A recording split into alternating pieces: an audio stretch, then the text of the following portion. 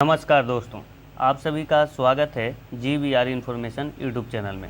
दोस्तों, ये मेरा SSC MTS 2024 में पूछे गए अब तक के सभी प्रश्नों का संग्रह का ये तीसरा वीडियो है। 2 वीडियो में मैंने करीब 250 प्रश्न करवा रखे हैं, ठीक है। और ये मेरा तीसरा वीडियो है। इसमें जो भी अभी तक जो प्रश्न पूछे गए हैं 15 शिफ्टों में, जो बचा हुआ प्रश्न है वो मैं आज ही इस वीडियो में लेकर आया हूँ। लेकिन इसमें मैं कुछ ऐड भी कर दिया हूँ, कुछ एक्स्ट्रा फैक्ट्स, जिससे आपको ये मतलब कि आगे जो भी एग्ज़ाम है उसमें आपको एक्सपेक्टेड क्वेश्चन की अंदाज़ा लग पाए।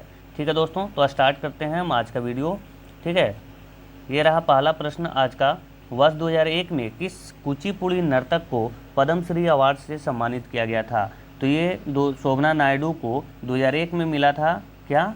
तो पद्मश्री इनको 2001 में दिया गया था। कुचिपुड़ी नृत्य से संबंधित है। कुचिपुड़ी कहाँ का नृत्य है? तो आंध्र प्रदेश का जो है, आंध्र प्रदेश का ये शास्त्रीय नृत्य है ना, 8 में से 1। और यामिनी कृष्ण मूर्ति जो हैं ये भी इसके नृत्यांगना हैं। लक्ष्मी नारायण शास्त्री, स्वप्न सुंदरी और राधा रेड्डी, ये जो हैं सब कुचिपुड़ी से संबंधित व्यक्ति हैं। हम देखिए दोस्तों, हमने पिछला जो वीडियो करवाया था उसमें भी मैंने ये फैक्ट्स आपको दिए थे। देखिए यहाँ पे शोभा नायडू, इनको देखिए 2001 में पद्मश्री मैंने करवा रखा है ये।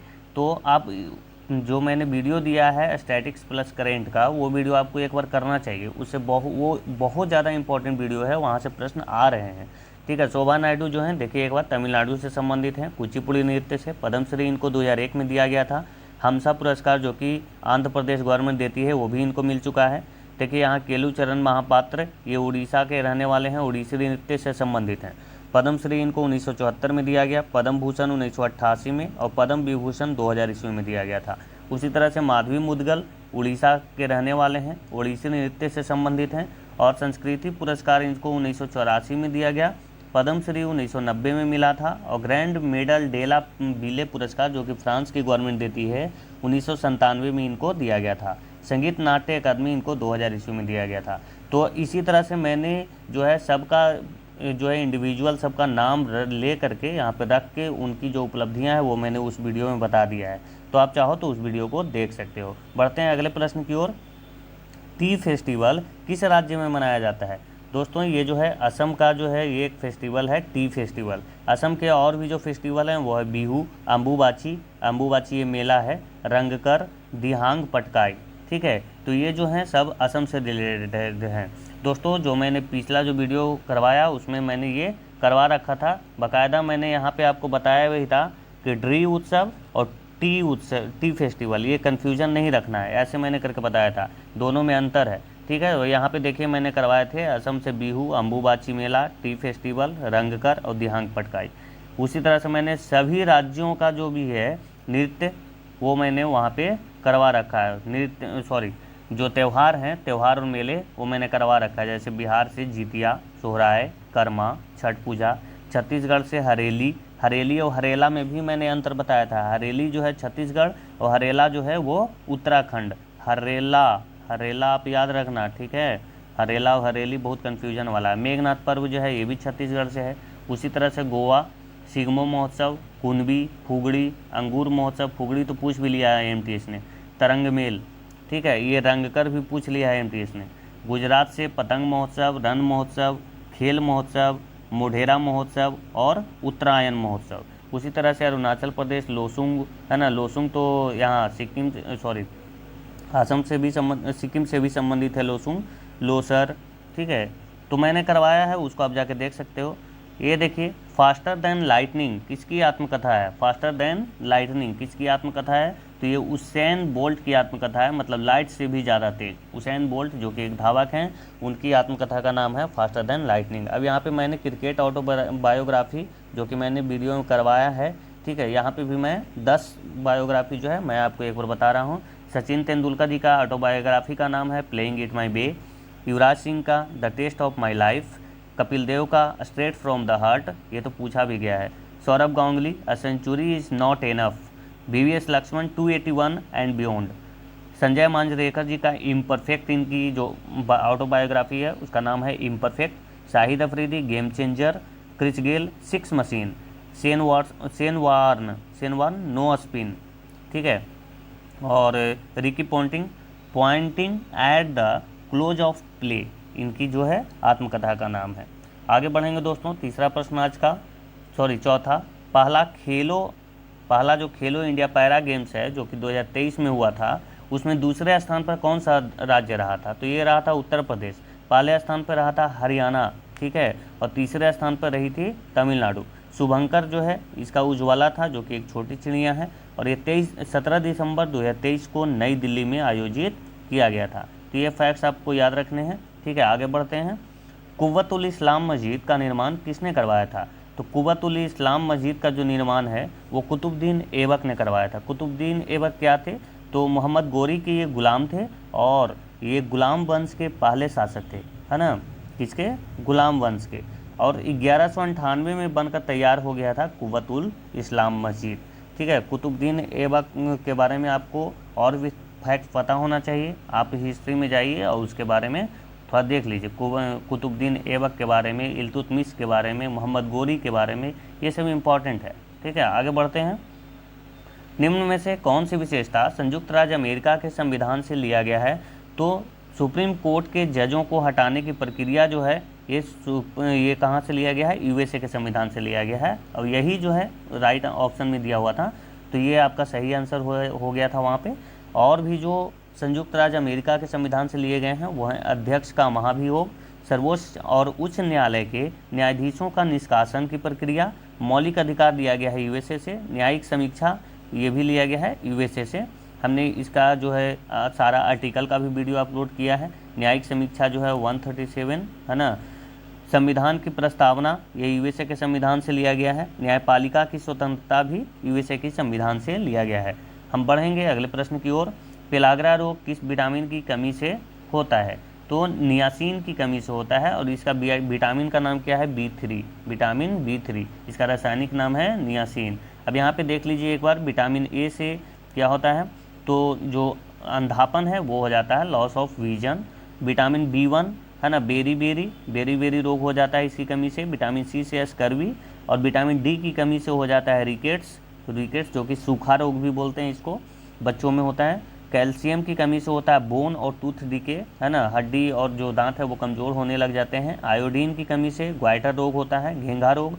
आयरन की कमी से एनीमिया रोग होता है, ठीक है दोस्तों। यहाँ पे एक सिम्टम्स भी दिए हुए हैं, वो भी आप एक बार देख लेना। मैं इस वीडियो में ज़्यादा टाइम नहीं लूँगा, क्योंकि मुझे जो है कि इसमें ज़्यादा टाइम लेना ही नहीं है। आगे बढ़ूँगा मैं। पंडित शिव कुमार शर्मा किस वाद्य यंत्र से संबंधित हैं? तो शिव कुमार शर्मा जो हैं वो संतूर से संबंधित हैं। देखिए मैंने पिछले वीडियो में इस तरह से करवाया था, ठीक है। जैसे वीणा से सरस्वती एस बालचंद्रन, कृष्ण भगवतार, बी दोरस्वामी, बदरुद्दीन डागर। और संतूर से देखिए मैंने शिव कुमार शर्मा, ये बताया था मैंने कि संतूर वाले जो हैं ये चारों नाम इंपॉर्टेंट है आपके लिए। शिव कुमार शर्मा, भजन सुपारी, वर्षा अग्रवाल और तरुण भट्टाचार्य, ठीक है। रुद्रवीणा उस्ताद सादिक अली खान और असद अली खान। वायलिन से संबंधित हैं TN कृष्णन, विष्णु गोविंद जोग, N राजन और L सुब्रमण्यम। सारंगी से संबंधित हैं पंडित राम नारायण, रमेश मिश्रा, इलियास खान और अब्दुल करीम खान, अहमद खान और बिंदु खान। तो ये आप देख लीजिए, मैंने यहाँ पे बस ये दिखाने के लिए आपको लाया था। हालांकि यहाँ पे सारे तो मैं नहीं लेकर आ पाया हूँ, क्योंकि फिर वीडियो लंबा हो जाता, इसलिए मैं सब नहीं लेकर के आया, ठीक है। आगे बढ़ता हूँ। भारत ने अपना पहला टेस्ट मैच किस देश के साथ खेला था? तो ये इंग्लैंड के साथ खेला था पहला टेस्ट मैच, जिसमें भारत जो है 158 रनों से हार गया था। कब खेला था? तो जनवरी 1932 में। उस समय कप्तान जो थे वो थे सीके नायडू, है ना। इनको भारतीय क्रिकेट का पितामह भी कहा जाता है, सीके नायडू को। और जो पहला वनडे है वो भी इंग्लैंड के खिलाफ ही हमने खेला था, और वो भी मैच हमने हार गया था। हम लोग हार गए थे, मतलब भारत हार गया था। 1974 में हमने पहला वनडे मैच खेला था इंग्लैंड के खिलाफ, ठीक है दोस्तों। आगे बढ़ेंगे। डिजिटल इंडिया कार्यक्रम की शुरुआत कब हुई थी?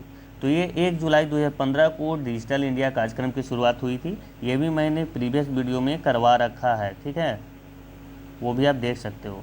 देखिए मैं यहाँ पे दिखाता हूँ आपको, इस तरह से करवाया था मैंने। डिजिटल इंडिया मिशन 1 जुलाई 2015 को इसकी शुरुआत हुई। Ministry of electronics and information technology जो है इसका मंत्रालय है। इसका लक्ष्य है सभी सरकारी सेवाओं को इलेक्ट्रॉनिक तरीके से जनता को उपलब्ध कराना, ठीक है, किसका? डिजिटल इंडिया का। और उसी तरह से स्टार्टअप इंडिया है, जिसकी शुरुआत 16 जनवरी 2016 को हुई थी और ये ministry of commerce and industry मंत्रालय के अंतर्गत आता है और इसका उद्देश्य है नए उद्यमों को बढ़ावा देना। ठीक है दोस्तों, इसी तरह से मैंने करीब 20-22 जो योजना है मैं वहाँ पे करवा रखा हूँ। आप चाहो तो वहाँ जा करके देख सकते हो। इसका मैं जो वो वीडियो है उसका लिंक का डिस्क्रिप्शन में मैं डाल दूँगा उसका लिंक। देखिए अगला प्रश्न, मोघरा योजना जो है किस राज्य सरकार के द्वारा चलाया जा रहा है? तो ये उड़ीसा राज्य सरकार के द्वारा चलाया जा रहा है। ठीक है, मोघरा का मतलब मेरा घर है ना। जो आर्थिक रूप से वंचित लोग हैं, जो गरीब लोग हैं, है ना, जो गरीब लोग हैं उनको सरकार क्या कर रही है? तो 3 लाख रुपए तक ऋण दे रही है। कितने वर्ष में इनको चुकाना है? तो इनको जो है 10 साल में ये ऋण जो है पे बैक करना है। ठीक है दोस्तों, आगे बढ़ेंगे, कुछ योजना देखते हैं। मैंने इसे भी करवाया है। श्रमिक बसेरा योजना गुजरात सरकार चला रही है। विधवा पुनर्विवाह योजना झारखंड चला रही है। शुभ यात्रा योजना केरल में चलाया जा रहा है। एक पंचायत एक खेल का मैदान योजना जो है वो केरल चला रही है।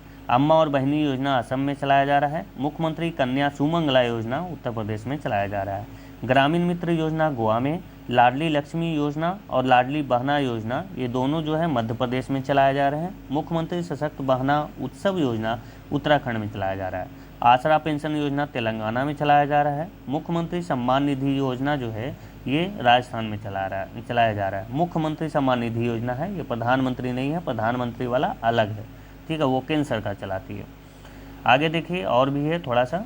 मुख्यमंत्री मैया सम्मान निधि योजना ये झारखंड में चलाया जा रहा है। अबुआ बीर दिसोम योजना झारखंड में चलाया जा रहा है। नारी को नमन योजना हिमाचल प्रदेश में चलाया जा रहा है, इंपॉर्टेंट है। लेक लड़की योजना महाराष्ट्र में। मुख्यमंत्री कृषक मित्र योजना मध्य प्रदेश में चलाया जा रहा है। ठीक है, मुख्यमंत्री संपूर्ण पुष्टि योजना उड़ीसा में चलाया जा रहा है। सुभद्रा योजना भी जो है वो भी उड़ीसा में ही चलाया जा रहा है। मुख्यमंत्री लोक सेवक, यहाँ पे लोग नहीं लोक होगा, लोक सेवक आरोग्य योजना असम में चलाया जा रहा है। मुख्यमंत्री अल्पसंख्यक उद्यमी योजना बिहार में। मुख्यमंत्री ग्राम आवास न्याय योजना छत्तीसगढ़ में। युवा मितान परिवहन योजना छत्तीसगढ़ में।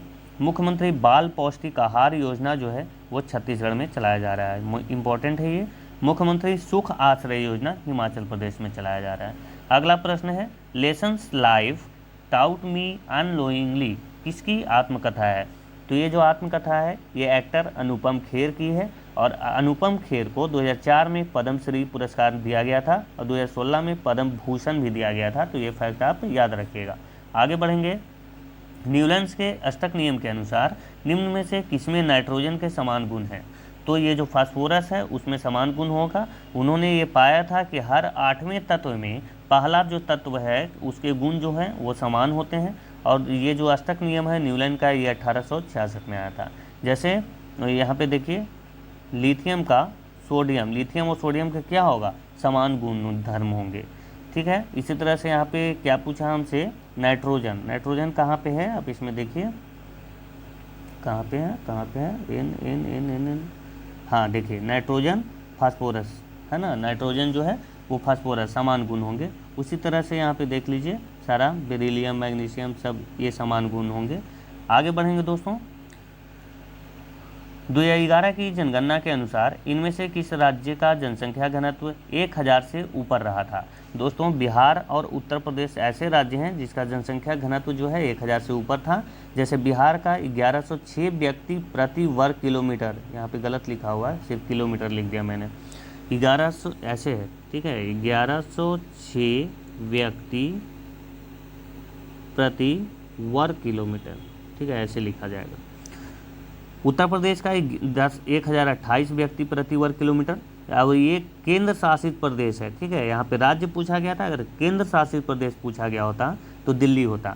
यहाँ पे इतना ज़्यादा जनसंख्या घनत्व है, देखो तो 11,297 व्यक्ति प्रति वर्ग किलोमीटर रहते हैं। और अगर पूरे संपूर्ण भारत की बात की जाए तो जनसंख्या घनत्व है 382 व्यक्ति प्रति वर्ग किलोमीटर। ठीक है दोस्तों, आगे बढ़ेंगे और अगला प्रश्न देखेंगे। निम्न में से कौन सा झील खारे पानी का नहीं है? तो ये जो ऑप्शन दिए हुए थे उसके अनुसार देखिए ऐसा ऑप्शन था पुलिकट, कोलेरू, चिल्का और सांभर। तो ये तीनों जो हैं ये खारे पानी की झील हैं, है ना, आपको सब पता है ही। सांभर झील राजस्थान, चिल्का झील उड़ीसा। ये देखिए यहाँ पे कोलेरू जो है इसका राइट आंसर है ना। कोलेरू क्या है? तो ये भारत का सबसे बड़ा ताजे पानी का झील है कोलेरू। आगे बढ़ेंगे, राष्ट्रीय राजमार्ग संख्या 4 किसको जोड़ता है? तो ये तेलंगाना, आंध्र प्रदेश, तमिलनाडु और पुदुचेरी को जोड़ता है। अगर नदी की बात करें तो कृष्णा नदी और गोदावरी नदी को ये जोड़ता है आपस में। इसकी लंबाई है 1095 किलोमीटर। ठीक है, आप ये जो नेशनल हाईवे है ये आप याद कर लीजिए 1 से लेकर के, नेशनल हाईवे 1, नेशनल हाईवे 2 ऐसे याद कर लीजिए। जैसे ये दिल्ली से पाकिस्तान को जोड़ता है ना, मतलब पंजाब, दिल्ली से पंजाब, फिर ये दिल्ली से कोलकाता जाता है NH2। इसी तरह से आप यहाँ पे सब याद एक बार कर लीजिए। ठीक है दोस्तों, आगे बढ़ते हैं हम अगला प्रश्न की ओर। भारत की संसदीय प्रणाली किस देश की देन है? तो ये ब्रिटेन की देन है, ब्रिटेन से लिया गया था संसदीय प्रणाली। कोशिका में परिवहन और संचार किसके माध्यम से होता है? तो ये प्लाज्मा झिल्ली के माध्यम से होता है। आगे बढ़ेंगे, भारत की कार्यपालिका में कौन कौन शामिल होते हैं? तो भारत की जो कार्यपालिका होता है उसमें राष्ट्रपति, उपराष्ट्रपति, प्रधानमंत्री, मंत्रिपरिषद, भारत के महान्यायवादी शामिल होते हैं। दोस्तों मैंने एक जो डेडिकेटेड वीडियो है सिर्फ आर्टिकल पे, वो भी मैं मेरे चैनल पे दिया हुआ है, उसका भी लिंक मैं दे दूंगा, एक बार उसको आप ज़रूर देख लेना। ठीक है, उसमें मैंने याद करने की कुछ ट्रिक्स भी बताए हैं, आपको उससे याद हो जाएगा।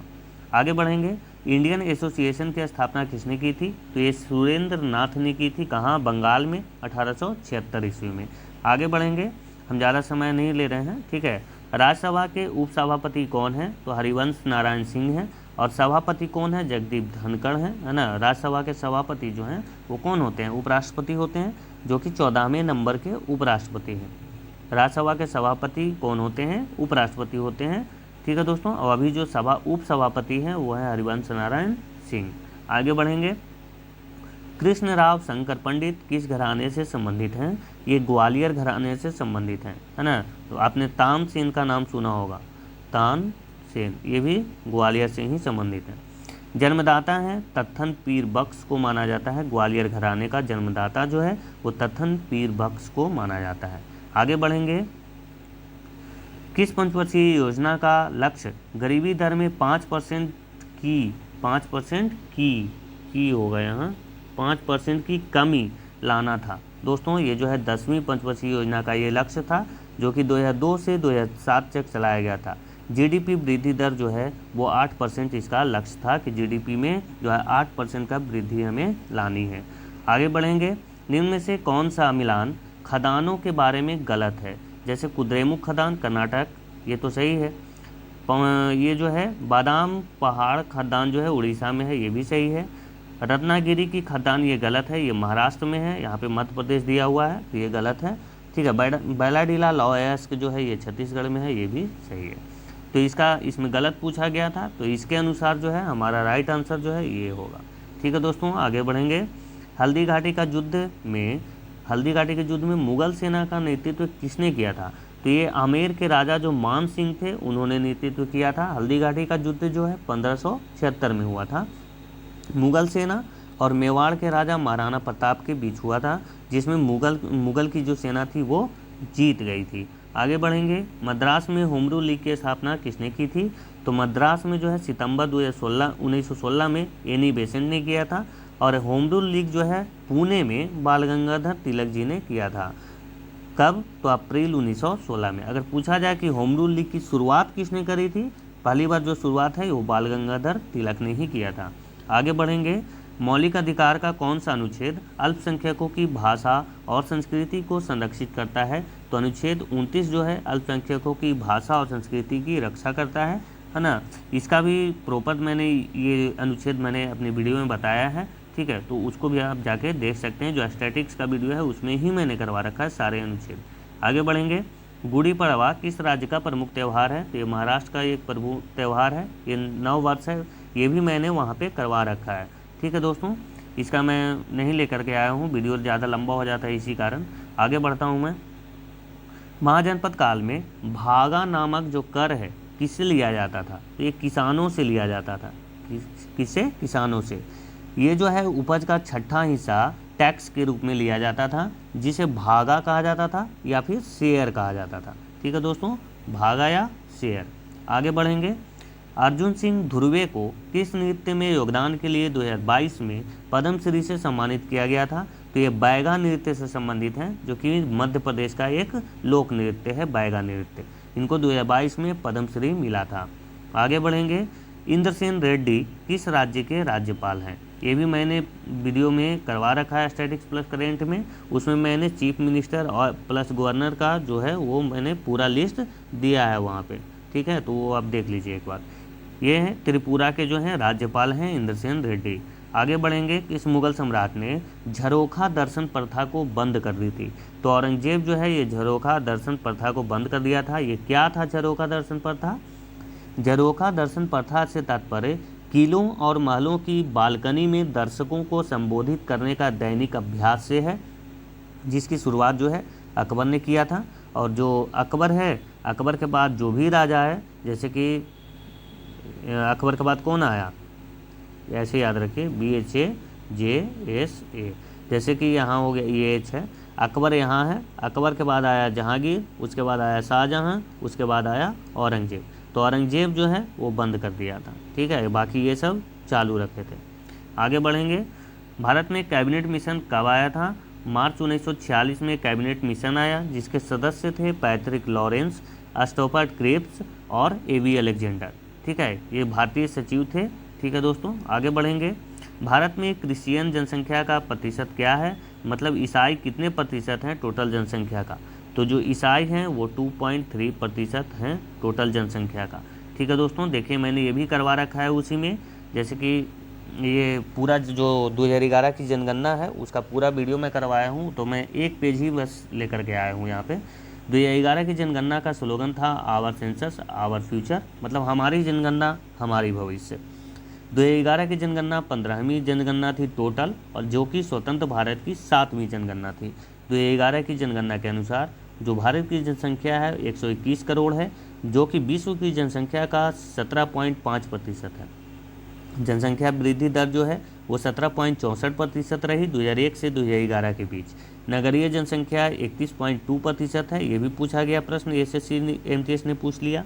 और ग्रामीण जनसंख्या 68.8% है। कुल अनुसूचित जाति यानी कि SC, अनुसूचित जाति मतलब SC शेड्यूल कास्ट 16.6%, जो कि लगभग 20 करोड़ के आसपास। और कुल अनुसूचित जनजाति यानी कि ST शेड्यूल ट्राइब जो हैं उनकी जनसंख्या 8.6%, जो कि लगभग 10 करोड़। और कुल अल्पसंख्यक जो हैं उसमें वो 19.3% हैं कुल अल्पसंख्यक, जिसमें मुस्लिमों की जनसंख्या जो है 14.2%, ईसाई का 2.3%, यही प्रश्न मैंने अभी पूछा है ना। और सिखों का जो प्रतिशत था 1.7%। सबसे लोकप्रिय जनजाति भील, और सबसे अधिक बोले जाने वाली भाषा हिंदी, और दूसरे नंबर पे बंगाली। एक मिनट दोस्तों, पता नहीं क्या कर दे रहा हूँ मैं। आगे बढ़ते हैं, भारतीय संसदीय रूप में सरकार का मुखिया कौन होता है? तो ये प्रधानमंत्री जो है वो सरकार का मुखिया होता है। भारतीय डिजिटल संचार नीति कब लाई गई थी? तो 2018 में लाई गई थी। किसके द्वारा? भारत सरकार के दूरसंचार विभाग के द्वारा। आगे बढ़ेंगे, मनरेगा योजना की शुरुआत कब हुई थी? इसकी शुरुआत हुई थी 2 फरवरी 2006 को, लेकिन जब इसकी शुरुआत हुई थी तो उस समय इसका नाम जो है वो नरेगा था, ठीक है। लेकिन 2 अक्टूबर 2009 को इसका नाम बदल करके मनरेगा कर दिया गया, मतलब महात्मा गांधी इसमें ऐड कर दिया गया। MG का मतलब क्या है? महात्मा गांधी। आगे बढ़ेंगे, बॉक्सिंग बाउट कितने समय की होती है? ये जो बॉक्सिंग बाउट है ये पुरुषों के लिए 3 मिनट का होता है और महिलाओं के लिए 2 मिनट का समय होता है, ठीक है। ये बॉक्सिंग जो समझते हो ना, रिंग में जो खिलाया जाता है उसकी बात हो रही है। तो पुरुषों के लिए 3 मिनट और महिलाओं के लिए 2 मिनट का होता है। भारतीय संविधान के अनुसार कार्यपालिका का प्रमुख कौन होता है? तो ये कार्यपालिका का प्रमुख राष्ट्रपति होता है, अनुच्छेद 153 के सब क्लॉज 1 के अनुसार, ठीक है दोस्तों। आगे बढ़ेंगे, विश्व में सबसे अधिक वर्षा कहाँ होती है? मासिन राम में होती है, जो कि भारत में है। और कहाँ है? तो ये भारत के मेघालय राज्य में है, खासी पर्वतमाला पहाड़ी पर स्थित है, ये भी याद रखिएगा, ठीक है दोस्तों। आगे बढ़ेंगे, इतना ही आज का प्रश्न था। इतना देर बने रहने के लिए आप सभी का बहुत बहुत धन्यवाद दोस्तों, ठीक है। मैंने अप्रॉक्स 50 क्वेश्चन करवाए यहाँ पे, ठीक है। टोटल 15 शिफ्ट ही हुआ है, तो 15 को अगर मैं 25 से अगर मल्टीप्लाई कर दूँ तो कितना होगा?